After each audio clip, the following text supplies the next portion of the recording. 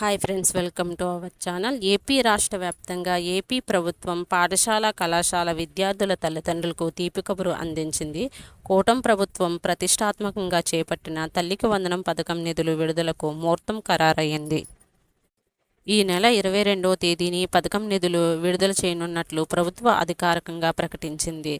10,120.78 కోట్ల నిధులు చెల్లిస్తున్నట్లు విద్యాశాఖ మంత్రి ఉత్తర్వులు జారీ చేసింది. 1వ తరగతి నుంచి 11వ తరగతి ఇంటర్మీడియట్ వరకు చదువుతున్న విద్యార్థులకు ఈ పథకం వర్తిస్తుంది. పాఠశాలలో చదువుతున్న ప్రతి విద్యార్థికి ఈ పథకం ద్వారా ఏటా 15,000 చొప్పున ఆర్థిక సాయం అందిస్తుంది.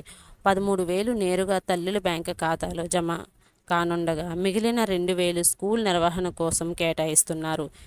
రాష్ట్ర వ్యాప్తంగా మొత్తం 67.47 లక్షల మంది విద్యార్థులు లబ్ధి చేకూరినట్లు 42.70 లక్షల మంది విద్యార్థుల తల్లుల ఖాతాలో నగదు జమ కానుంది.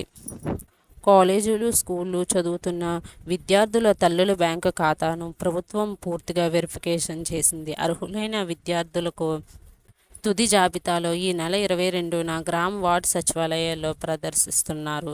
అదే రోజున తల్లుల ఖాతాలో నేరుగా నగదు జమ కానుంది.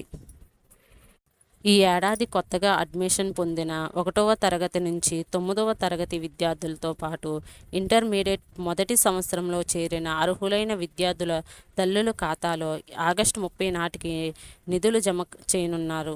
ఇలాంటి అప్డేట్స్ కోసం మన ఛానల్ను ఫాలో అవుతూ ఉండండి.